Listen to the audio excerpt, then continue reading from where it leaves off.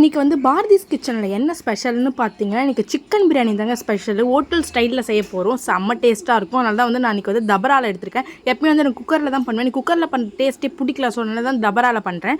அதுக்கப்புறம் எல்லா ஸ்பைஸஸும் எப்பயும் சிக்கன் பிரியாணி எப்படி செய்வோமோ அதே மெத்தட் தான். அது வந்து சிக்கன் பிரியாணி மசாலா ஆட் பண்ணிக்கோங்க. அதுக்கு லைட்டாக வந்து ஃப்ளேவர்ஃபுல் தரும். அதுக்கப்புறம் நல்லா மிக்ஸ் பண்ணதுக்கப்புறமா வந்து என்ன பண்ணுறீங்க, கறி எடுத்து போட்டுக்கோங்க. அதுக்கப்புறம் வந்து எண்ணெய் தனியாக பிரியும். அப்போ வந்து தான் என்ன செய்யணும்னா, தயிர் ஆட் பண்ணிக்கோங்க. தயிர் ஆட் பண்ணதுக்கப்புறம் நல்லா மிக்ஸ் பண்ணுங்கள். மிக்ஸ் பண்ணும்போது தான் உங்களுக்கு வந்து ஃப்ளேவர் வந்து கறியில் வந்து நல்லா ஆட் பண்ணி சிக்கன் பிரியாணி சாப்பிடும்போது சிக்கன் வந்து நல்லா ஜூஸியாக இருக்கும். அதுக்கப்புறம் என்ன வந்து தண்ணி எண்ணெய் தனியாக பிரிஞ்சிருச்சா, இப்போ வந்து தண்ணி ஊற்றிக்கோங்க. 1 கிளாஸ் அரிசி எடுத்திங்கன்னா 2 டம்ளர் தண்ணி. ஓகேவா? இதுதான் இதோட பக்குவம்னு சொல்லுவாங்க பிரியாணிக்கு.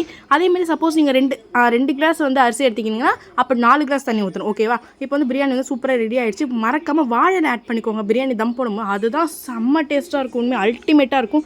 அதுக்கப்புறம் வந்து பக்கெட் பிரியாணி ஃபேமஸாக இருக்கா. ஸோ உடனே என் வீட்டில் வந்து தபரா இருந்தது. ஸோ அதில் வந்து கொஞ்சம் பிரியாணி, அதுக்கப்புறம் சிக்கன் 65, அதுக்கப்புறம் வந்து இதெல்லாம் போட்டுக்கிட்டு, அதுக்கப்புறம் வந்து அரேஞ்ச்மெண்ட் பண்ணுவோம்ல, நம்ம எப்பவுமே வாழை இலையில தான் பிரியாணி சாப்பிடுவோம். இன்றைக்கி சண்டே வேறு, ஸோ ஸ்பெஷலாக வேறு இருந்தது. அதுக்கப்புறம் ஸ்வீட்டு, ரைத்தா, அதுக்கப்புறம் எக்கு. ரைத்தாவில் வேணால் நீங்கள் ஆனியன் ஆட் பண்ணிக்கோங்க. பிகாஸ் எனக்கு கோல்டு இருக்கிறதுனால வந்து ரைத்தாவில் வந்து ஆனியன் வந்து அவாய்ட் பண்ணிட்டேன். இந்தமாதிரி நிறைய வீடியோ பார்க்க பாரதிஸ் மேலே ஃபோனை பண்ணிக்கோங்க. நாளைக்கு ஒரு நல்ல வீடியோ வந்து பார்க்குறேன்.